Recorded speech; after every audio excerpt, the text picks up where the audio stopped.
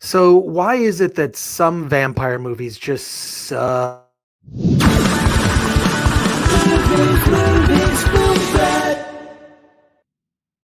Welcome to the Film Threat Podcast. I am Chris Gore, and I'm excited to talk to you today about a vampire movie that doesn't suck. Girls Just Want to Have Blood, which is a film that you really must experience in person. It's all the things you would love about a vampire movie and some things you've never seen in a vampire, but some things I've never, ever seen in a vampire film ever. So I want to introduce the director and members of the cast from Girls Just Want to Have Blood, Anthony Catanese.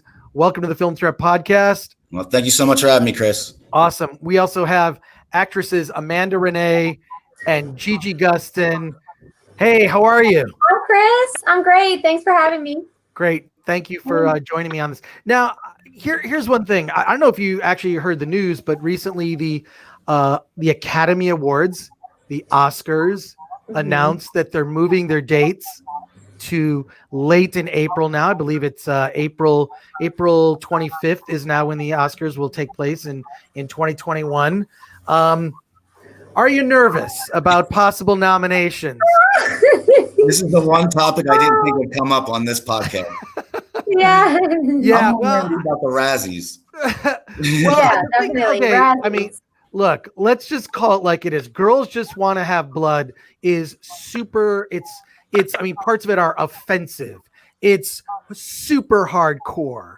I mean, whenever you think it's gone too far, it goes even further than that. There are a couple scenes in particular. I think one that you're in, Anthony, that I can think of, that I think just goes like insanely too far. It's like all the things you kind of love, and I've never seen in a vampire movie before. I mean, It's about this group of women vampires that they prey on men and feast on men. Oh, I'm sorry, we lost Gigi. Hopefully she'll try and come back. They feast on men, and it's fun. It's offensive if you're someone who gets easily offended. I am not one of those people, which is why I loved it. I didn't think it was that offensive at all. I thought it was we kind of took that. I was like, oh, okay, this should be pretty broad. This shouldn't really offend anybody. But then I watch it with normal people, straights, and they're just offended as hell. I'm like, oh, okay, maybe I don't know, what normal is. To me, this is pretty tame. But that's why I really, really enjoyed the film. I mean, it is super fun. I mean, there's a scene where you watch a porn film, a vampire porn film, to get sort of advice on how to kill vampires. And I don't want to give it away because it's one of the best scenes in the movie of how they kind of figure out that you can kill a vampire in a different way than traditional staking a vampire, so to speak. Yeah. Yeah, I love that scene. And it was probably, if you know, it's probably the most production value in the whole movie. And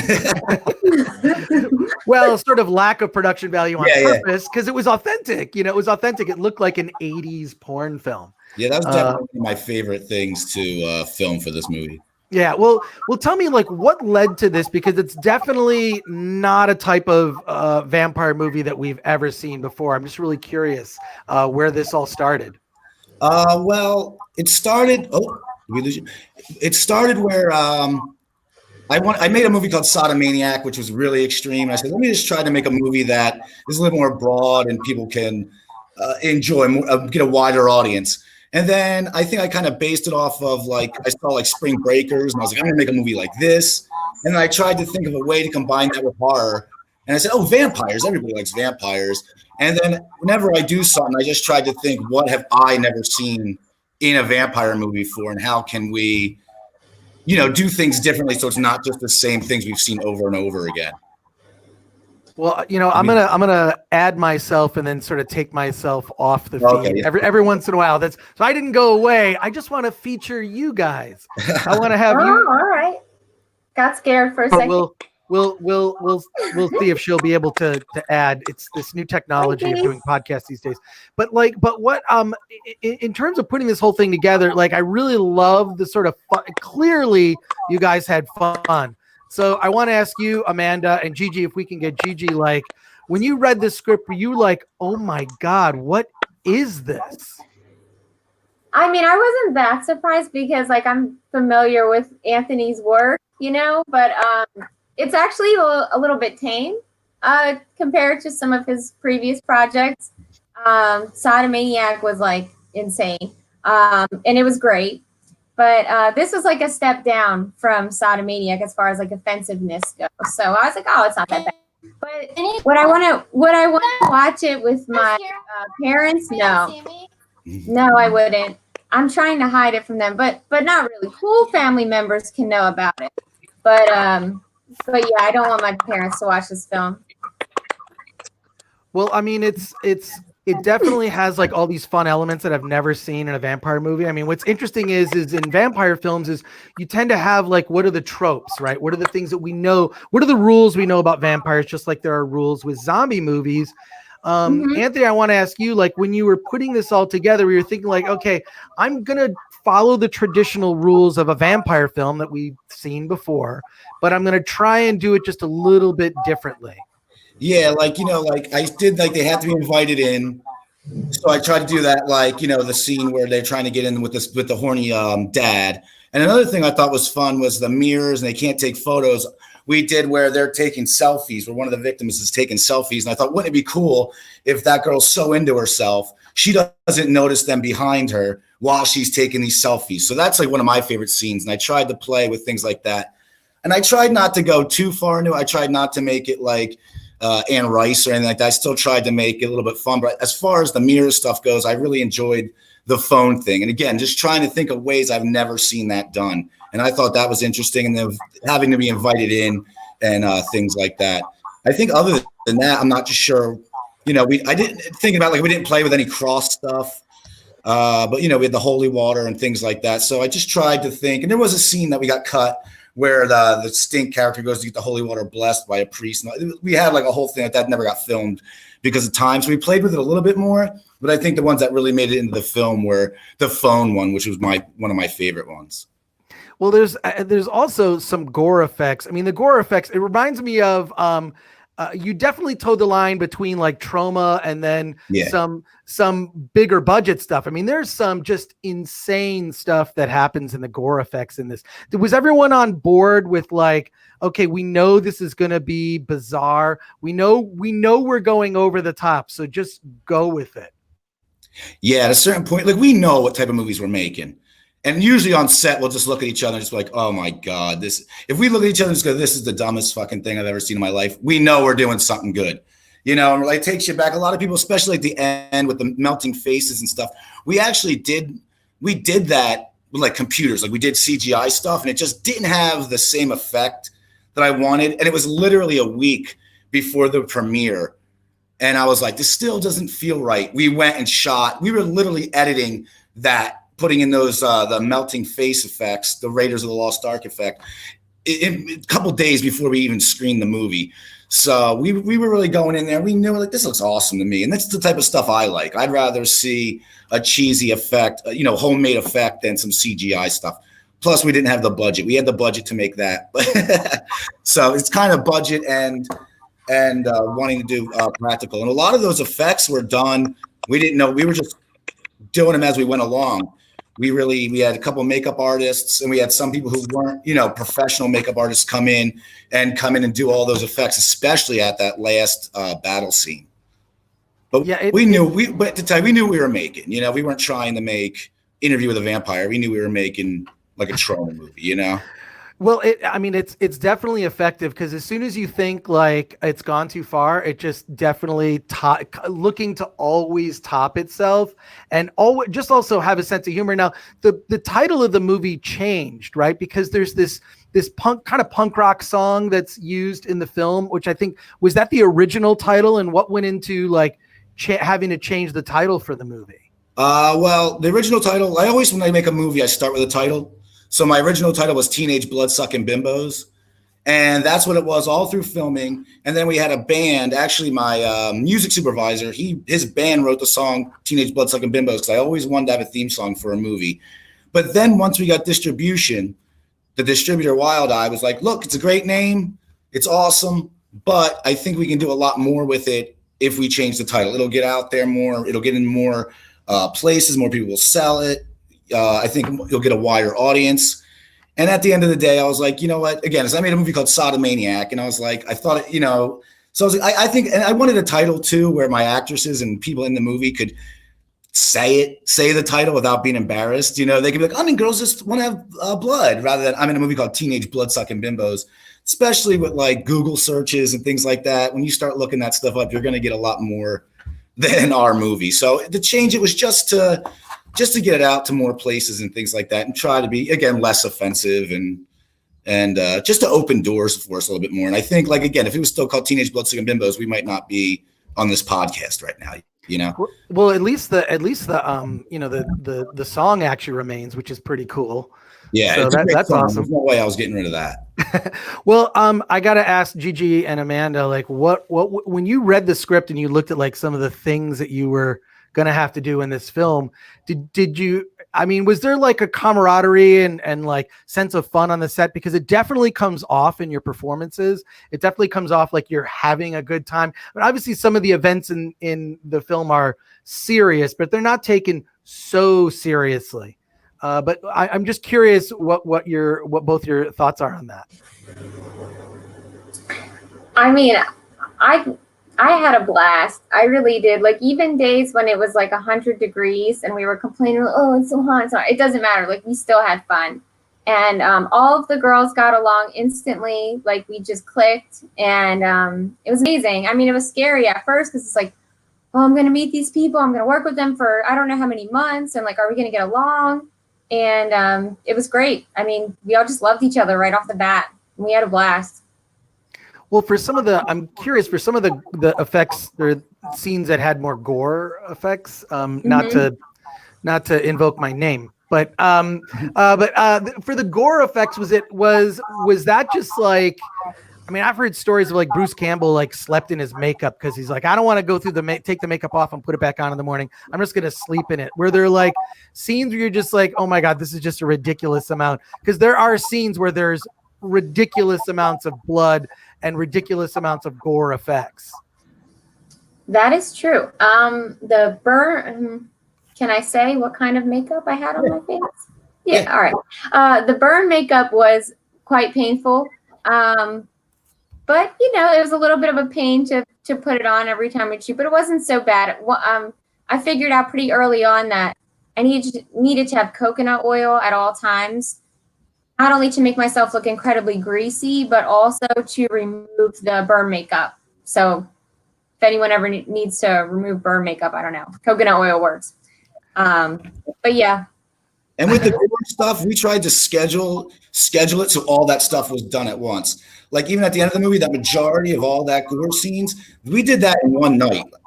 And we had 3 camera crews shooting constantly. So we're in a giant warehouse. I have one camera crew over here shooting this, one actress doing her stuff, another camera crew over here shooting that, another camera crew shooting over there. And I'm running between all of them, telling them what I want, how I want it done, going back and forth, going back. We started with the big scene where everybody comes in, and then we kind of just split off, and we shot that all in one night just to make sure that it all got done. People, again, don't see, oh, this is what I have to do, and don't show up again. Anytime we do stuff like that, I try to get it all done as soon as possible so everybody's there, and we just get it all done. So we were there for maybe 5 or 6 hours shooting all that, if not more, shooting all that stuff until the owner of the place kicked us out. Well, that's actually kind of a good filmmaking tip. I mean, you're going to do all that stuff, and especially in a warehouse, you're talking about the scene where the gang tries to confront them, and it's like that's the climactic, like all these things, all these points of conflict are coming at one time, and then like that's when all, of course, the blood and gore and guts just goes insane. So multiple second unit crews. Pro tip to the indie filmmakers out there. I did want to ask, actually, because a lot of the people that listen to the Film Threat podcast or read the filmthreat.com website are filmmakers, like what tips you might have, because you really, from a production value standpoint, I mean, you can pick apart and nitpick certain things here and there, but I was blown away at like what you were able to achieve on what was clearly like it's a very ambitious film. So I'm just curious what. Oh, you cut out the last part of your question. Cut out. Oh, well, just what your tips might be for filmmakers, because clearly it just like such an ambitious production. Well, I'm going to tell you, I put a lot into the script that I said, this is not going to happen. We're not going to do this, but I'll put it in the script. And then along the line, we'll figure out a way to make it work. And I think what I did, like, again, it's the usual stuff, right? What right? Okay, I have this. I know I have this. Can I get a trailer? Can I get this? And a majority, like with stuff like this, is I was lucky enough. I work at a creative studios place. We do multimedia stuff, and we use that place for 90% of the scenes. Like we used each room of that place. We used it for the bedroom. We used it for the last part of the garage. We used it for the porno. We used it for the bedroom, because the bedroom, you can probably tell, is not actually in that trailer. So we used it for that. So we used it for Kwan's place. So we had a place, and I was like, I can use all these different places for these settings. And I'm also lucky too, is I thought of like the actors and stuff that I know I had access to. So I'm like, I know they'll do this. I know this person will do this part for me. You know what I mean? Because other than all the weird stuff, I'm like, I know this person will do this. They've done worse for me. I know they'll do that. But again, I always just say, write just for what you have. It's one thing that, in the 90s, Rob Rodriguez stuff, he said, what do you have? You have a turtle? Write a turtle into the movie. You have a dog? So that's kind of my one tip, is make sure you can make a movie. And whenever people ask me, I have a movie idea. I'm like, can we make it tomorrow if we had to? And they're like, no. I'm like, well, then you don't have a movie. If I said, let's make this movie right now, can we make this movie right now? And that's kind of what I try to think of. That's why 90% of this movie takes place. You know what I mean? It's a lot of talking, and it's a lot, but it's mainly in the trailer. So that's why in that, like, if I know I have the trailer and I know we have the room, we can get most of this done. And then by somehow we got that, again, the end gore scene done. I think we had enough people amped up about it, and it was we shot that near the end. So everybody was like super excited. I was able to call all my favors to all of the filmmakers around here to come out and shoot. So I don't know. I guess just do it. That's my thing for filmmakers. When you're right, make sure you can do it, and just go out and do it, because people wait. They just wait. It has to be perfect. And again, if I waited for this movie to be perfect, you know what I mean? It's like, nah, it is what it is. Let's put it out there and live and learn. Especially for when you have we made this movie for no money. Like, we literally didn't have a dime in our pockets when we started this. So, well, I wanted to ask, and somewhat a serious question, because I think, like, I love Oscar movies. I think they're fine, but I also love trauma films, and I love like exploitation movies. And clearly, you set out to make an epic exploitation vampire movie, and sort of going on the theme of like, why do some vampire movies suck? Like, I could tell in the writing of the script, like, that this movie in a way was a reaction to kind of vampire movies you may have seen where they just didn't really go for it. They didn't take the idea far enough. Clearly, I think if vampires really did exist in the real world, there probably would be a group of predatory women going out, taking advantage of men leering at them, and then, sucking their blood dry. I mean, it's just like this movie just like goes for it. It kind of like, in a way, even though it's exploitation, like it actually is rooted in, I think, what may a reality be. Was the film an attempt to kind of react to, some just bad vampire movies that you've seen? I think, like, in the writing, yes, because most vampire movies you see now, it's okay, the vampires live in this underworld and they fight this, and they're not set in reality anymore, and they have to fight werewolves, and then there's this mystical thing, and this, it's just kind of boring to me, you know what I mean? So I was like, let me try to, again, if anybody likes those movies, that's fine. I just try to think, how do I want to see a vampire movie done? It's like, and again, you're right, I've never seen it where, and that was another thing too, how far to push it. Like, I was starting to go like, I'm going to make this a social message and, move that stuff a little further. But in writing it, so I'm just going to like drop those things in there. And if you pick up on them, you pick up on them rather than like shoving them down your throat. Because I think all horror, any movie at some point should have like a message, something you can leave with. You know what I mean? Even if it's a fun movie, you should still leave with something. Does that make sense? Yes, it does. We're still having problems with Gigi here. This is a bummer. I'm bummed. But I want to ask a question for everybody is, what's the reaction to the film been? Because I know how I personally react when I see a film that I know kind of just goes for it and doesn't care what the outside world thinks. And this movie clearly doesn't care what this movie is. You're looking to entertain yourself. So what has been the reaction Well, what kind of reaction have you got, Amanda? What do you normally get for this? People that are completely unbiased, who don't know any of the people that were involved in the film, watched it recently and loved it. And I was like, you can tell me if you didn't like it. Oh, we loved it. Like, we loved it. It was so ridiculous. So, and these are kind of like normie people. They're not horror people. Do you know what I mean? They're not into like trauma or any of that stuff. Like, these are just like straight-laced like kids. I don't know. They loved it. So it's been good mostly, you know. I've read some of the reviews online. I'm like, but you know, they don't get it. They don't get it. Yes, reviews, and I think it's like a kind of with the name change. Some like websites, they might be thinking, oh, this is going to be a fun little romp or something like that. Because the website will be all like superhero movies and then our movie for some reason. Yeah, what is that? But what's great is every negative thing they say about it, I'm like, in the good reviews, that's all the positive stuff. So I'm like, reading this review, as much as you hated this movie, the people who are going to love this movie are going to read every negative thing you just said about this movie and want to go out and watch it. And again, they're like, oh, it's just TNA. It's gore. It's gore for gore's sake. There's no story. I'm like, I don't know. I mean, I know the movie's not the greatest movie in the world, but I'm like, there's a little bit more to it than that. But again, with everything negative they say, I'm like, that's a positive thing. Like, I even still post it. I'm like, listen to what they said. They didn't like it, but trust me, if you like this, you're going to love it.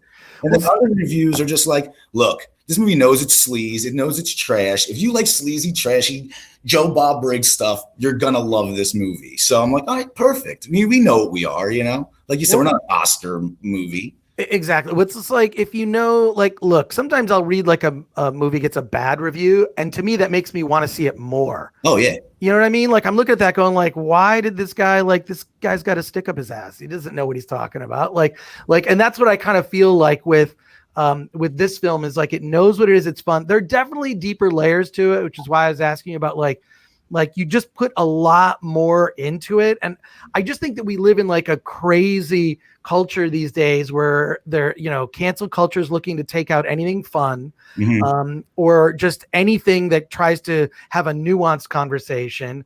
And so it's like, it's just so you could so easily be misinterpreted. That's why I was curious about the reaction. And it sounds like the reaction's been good because I guess the audience it's intended for is seeing it and appreciates it. And if it's not intended for that audience, they dislike it, which makes the audience that appreciate it want to see it even more. Right. And we've got some of the like, oh, I can't believe that they would do this and they're exploiting this and exploiting that. I'm like, you don't know it. People like these movies, and what is wrong with even in today's society? It's like, I know we're trying to be better and all that, but so what if somebody likes to see a movie like this? You know, it's not hurting anybody, and it's in good fun. We're not saying anything. You know what I mean? Like, I had one reviewer went as far to say the movie was too PC. And I was like, are you kidding me? This is not, no. He said it's too PC. He's like, oh, because the three girls were all different. He's like, how come we just can't have a movie? And I'm like, oh my God, dude. I couldn't believe that's what I'm not. And again, I'm not shocked by anything anymore, because you can have somebody say something and somebody else sees it a totally different way. But at least I'm getting a reaction out of them, which is nice, you know? Well, I love Amanda's character because she, you really feel for her. You definitely, the story is like, she's the one you're with. She's the protagonist, that you understand what she's going through. I mean, you're seeing all these crazy fun things happen, but her journey and her story in this is just, you feel for it. I mean, you feel for like what she's having to deal with. It's not like any vampire movie I've ever seen. So, kudos to you, Amanda. Thank you. That's awesome. That means a lot. Thanks. I am my own worst critic, so that's great. Thanks. I was watching it at the premiere. I'm like, ew, my face looks like that. What the heck? You know what I mean? It's stupid, but whatever. Thank you. Well, I'm sorry Gigi dropped off. This is the technology now. This is how it is these days. But I want to thank you, Anthony, Amanda. Send my thanks to Gigi. The movie is Girls Just Want to Have Blood. You have got to see it. It is a vampire movie that does not suck. And thank you all for being on the Film Threat podcast today. Oh, thank you so much for having us, Chris. Awesome. Thank you so much. Cool. Thank Later. you. Bye.